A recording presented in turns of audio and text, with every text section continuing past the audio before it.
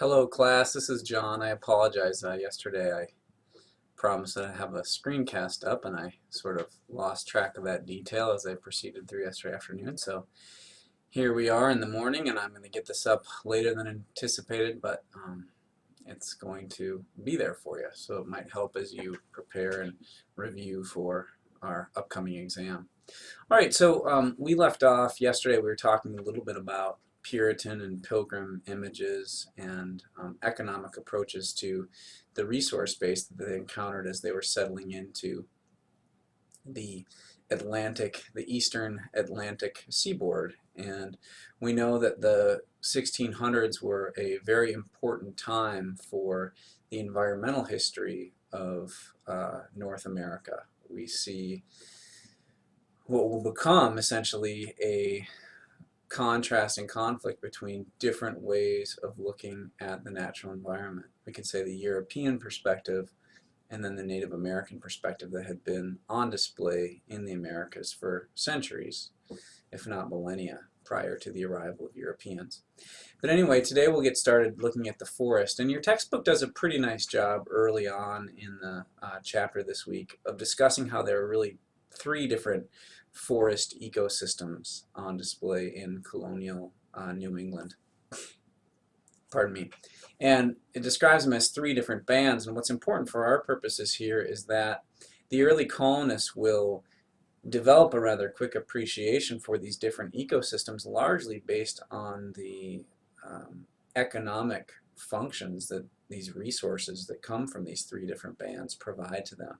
And in the farthest north we have, as it says here, the red spruce, balsam fir, northern hardwoods. And it's interesting, this region of the forest, this ecosystem, wasn't directly useful to their economic or their modes of production, but indirectly it was because this was a ecosystem that was rich in beaver and other fur-bearing species, and so indirectly through their trade with the natives and to a lesser degree their direct harvesting of pelts through trapping and hunting, the colonists are going to exploit and be able to derive monetary and commercial advantage from this ecosystem. The second band down is going to be a very important one. In fact, it may have been the most commercially important to the colonists. It's the white pine hemlock hardwoods, and the one that the economic or commercial use that stands out above all others is clearly the white pines that served as a very important they were part of the shipbuilding industry. They were the masts, these really tall, single-piece sections of timber that were so important for building ships, so that you could have these tall sails that allowed ships to, allowed for very large ships, and allowed those ships to travel large distances. And so this will be one of the ways in which the colonial economy will start to make its make a name for itself in the global economy of that time. Also, the oaks are going and hickory are going to be useful for things like barrel staves. Barrels will be a very important part of the colonial economy, which essentially earlier containers, sort of the earlier version of the cardboard box.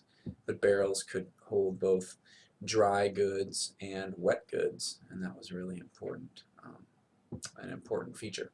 And then hickory was commonly used as essentially shafts for various agricultural tools and implements, things like axes and hoes and picks and things of that nature.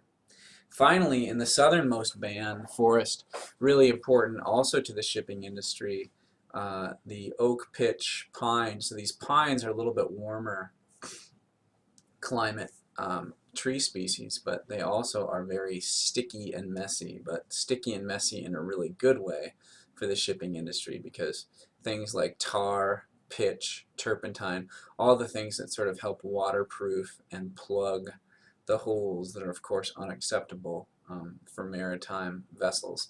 Most of these things are going to be coming from that southern band of forest. Over time, what we start to see, and this is an interesting, we talked about how the early scale of colonial society was so small that even though some of its practices weren't necessarily sustainable as far as the natural environment was concerned, over time we do start to note that the land use that Europeans bring to the Atlantic coast is going to start to have a transformative effect. We know that ecology refers to the study of the relationships between organisms with their natural environment and organisms with each other. And so what starts to happen is as colonists are taking and harvesting and making use of various forest products, it of course thins out in some cases, as this landscape here suggests. You know, we have something that looks like a clear cut. Well, this is going to actually change even the climate of colonial New England. Trees are important for sort of helping maintain moisture and humidity. In some ways, they create their own climate, right? The evapotranspiration that trees and plants are a vital part of, that of course ceases when the trees are no longer living organisms. So we see a slight increase in aridity, or the dryness of these ecosystems, fewer trees. Trees also sort of help shelter soils and vegetation that exists under the canopy of trees, sort of shelters them from wind. So there's going to be greater exposure to wind, which has some consequences for certain both animal and plant vegetation. I'm sorry, animal and plant species, rather. And then, of course, trees and the undercover are very vital for helping stabilize soil. So as you remove trees, their root systems, and the plants that grow beneath these trees, you're also destabilizing soil. So these are all ways in which forest practices of the colonists impacted the ecology of colonial New England. A slow but increasingly steady and increasingly problematic impact as things move forward. Another related concept that has been in the background of our discussion this week has been that of wilderness. And we know that many of the early Puritans and Pilgrims, although they weren't completely united in this assessment, you know, folks like Anne Bradstreet and other Puritans had slightly different ideas, but it's pretty common to see wilderness thought of by many of these early Christian settlers that wilderness was a place to be feared. It was a place where the savages lived. It was unpredictable. It was dark. It was scary. It was ominous. All those things. That it was essentially that part of the world that God had not yet come in contact with. You could think of it, wilderness as almost being like unconverted. This would have been a powerful metaphor for the Christians of Europe who were moving to colonial New England. Just like the people of the Atlantic seaboard were not yet converted to civilization and Christianity, so was that interior land, that ominous forest. It was not yet converted. And so among these early Christians, the idea was that by settling and introducing agriculture and clearing the land and opening it to grazing, converting it to farm, one was essentially taking wilderness and converting it into a garden. And of course, the garden would have been a very rich scriptural metaphor, right? The Garden of Eden.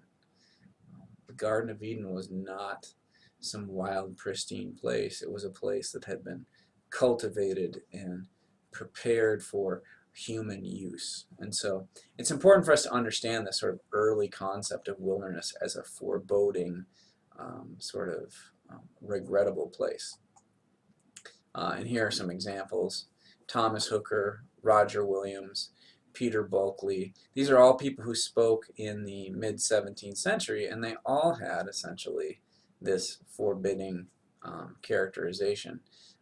And that last bullet sort of speaks that it's the Puritans and the Pilgrims that are capable of transforming what is evil and unpredictable and domesticating it, making it a pastoral space, a space that has been touched and sort of transformed and engineered by the human hand, that is ultimately goodness. That is what God wants in their assessment. Okay? And so we can contrast that a little bit. I'm just going to plant a seed for where we're going in the next week or two after we take our first exam. The American notion of wilderness is going to then be transformed. By the mid-18th century, we'll have a quite different idea. Just 100 years or so after these first Puritans and Pilgrims arrive, the idea of wilderness starts to become more of a desired and even romantic ideal, which is quite interesting. Okay, this idea that now when we go to a place, here is a sort of a depiction of Niagara Falls, or if we go to the Yosemite Valley and see El Capitan or Half Dome, or if we go to the southeast and see the Grand Canyon, now we're actually seeing in this wild place sort of a celebration of God's creation and God's providence.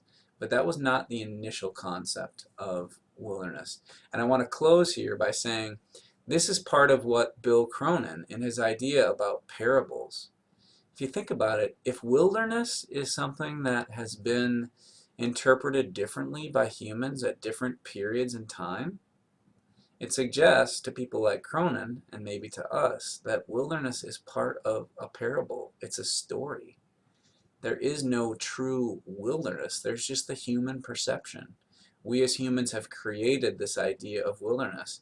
And because it's created by humans, it's also subject to change. So when we think about wild places today, we have to understand that even our wildness, places that we think of as not being where humans rightfully belong, even those are constructions or ideas of the human mind. And if something is the product of the human mind, can it truly be wild? Can there be said to be a true wilderness? Or is there just human wilderness as humans define it? So anyway, I'll leave you with that big sort of philosophical question, and we'll wrestle with it more as we go. Have a great day. Bye.